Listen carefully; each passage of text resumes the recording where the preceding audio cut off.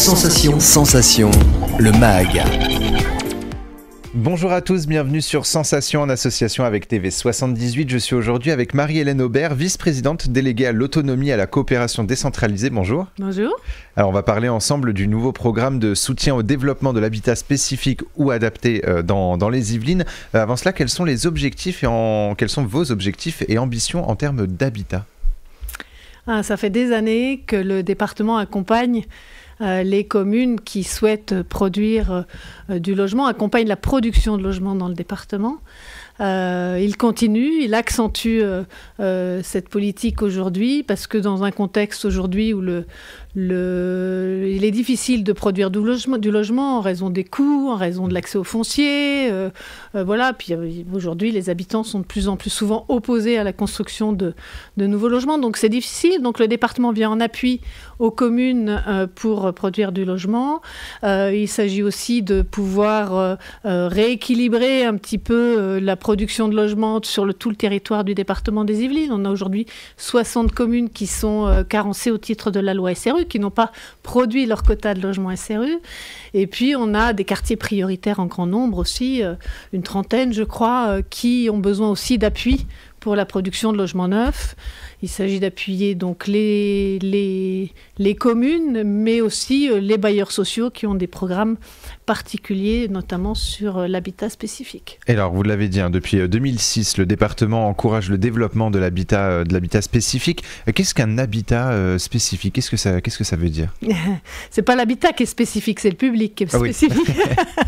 Ça s'adresse à des publics qui sont soit des jeunes actifs, soit qui sont ciblés sur des populations précises, soit des étudiants, soit des seniors autonomes, soit des publics qui sont en situation d'exclusion et qu'il faut remettre en selle par un logement d'abord. Et voilà, donc c'est ces publics-là qui sont particulièrement ciblés au travers d'un dispositif qui s'appelle Yvelines Résidence, qui existe depuis 2015 ou 2016, je crois. Dans ma commune, j'ai fait la première réalisation d'Yvelines Résidence en 2016, une pension de famille, justement. Et alors, justement, pour bien comprendre, ce programme de soutien au développement de l'habitat spécifique se tourne vers les établissements qui souhaitent développer ce genre d'habitat, ou est-ce que c'est vers les collectivités ?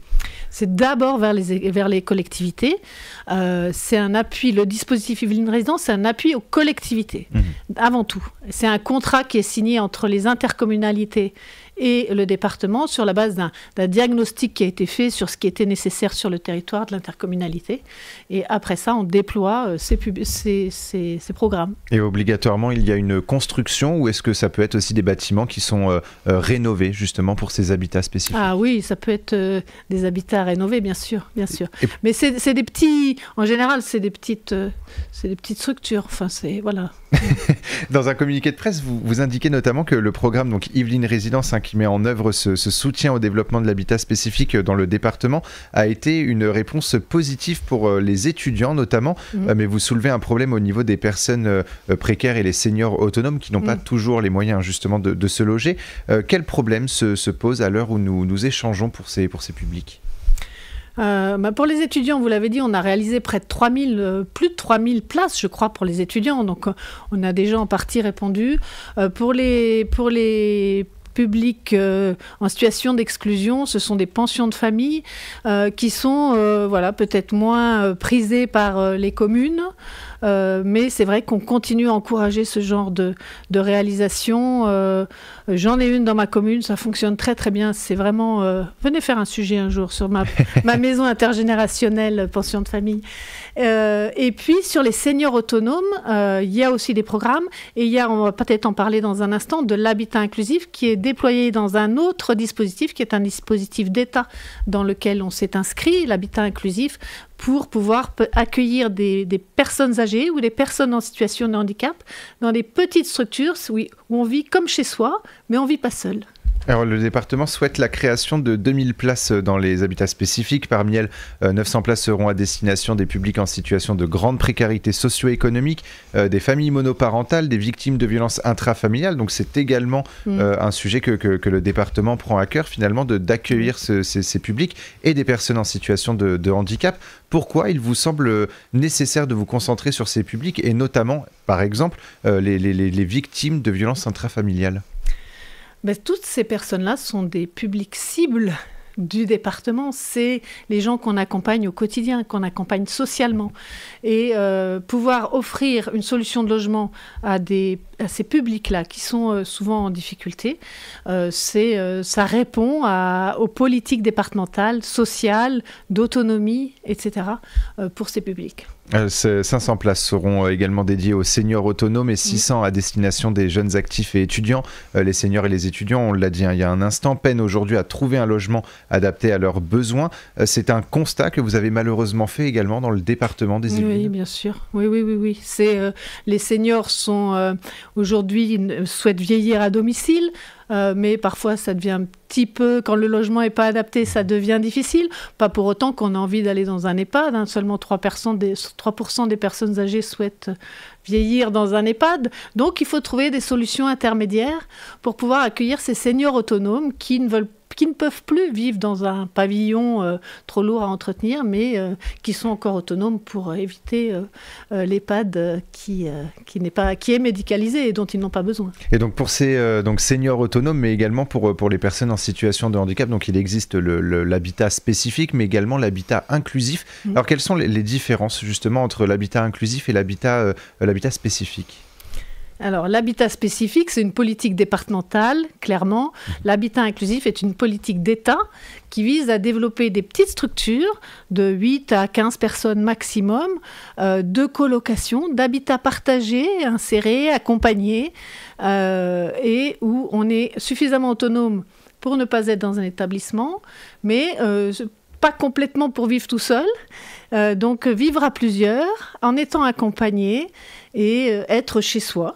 Avoir choisi de vivre comme ça, déjà, parce que pour une personne en situation de handicap ou une personne âgée, souvent on ne vous laisse pas le choix. On vous dit, tu vas dans un établissement, parce qu'il n'y a pas d'autre solution.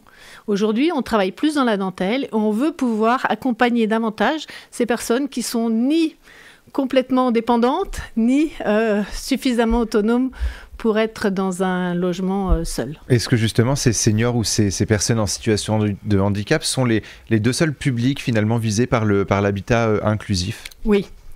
Que les personnes âgées et les personnes en situation de handicap. On développe là 250 places pour ces habitats-là. Et justement, donc vous l'avez évoqué il y a un instant, la solution la plus simple pour les familles des seniors en général, c'est d'inscrire les seniors dans un établissement spécialisé pour personnes âgées, les EHPAD. Pourquoi ce dispositif de l'habitat inclusif peut être considéré comme une solution positive pour ce public ? Est-ce que justement l'inclusion ne permet pas également une lutte contre la solitude ? Ça permet une lutte contre la solitude, mais dans un EHPAD, vous n'êtes pas seul non plus. C'est une solution intermédiaire. Aujourd'hui, l'EHPAD doit se réinventer.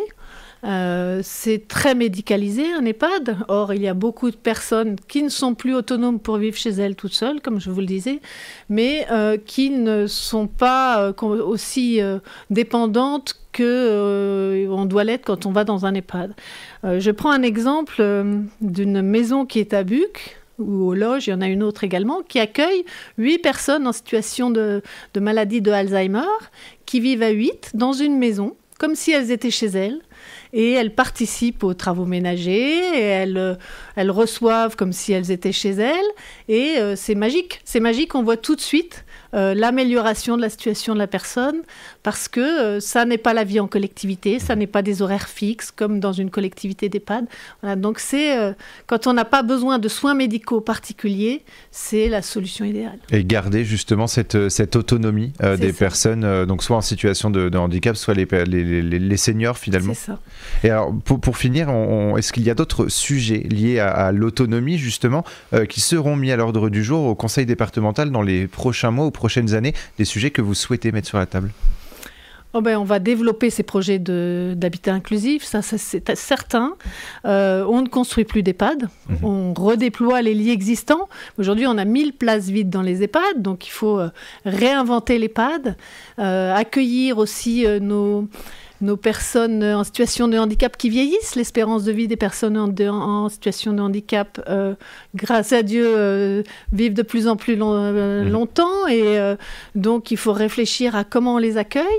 Et toujours dans cette volonté de garder leur autonomie et de les inclure justement dans des habitats donc soit inclusifs, soit spécifiques. Merci beaucoup Marie-Hélène Aubert d'avoir été avec nous sur Sensation. On pourra en rediscuter dans une prochaine émission. Et pour revoir ou réécouter cette émission, rendez-vous sur notre site et notre application Radio Sensation.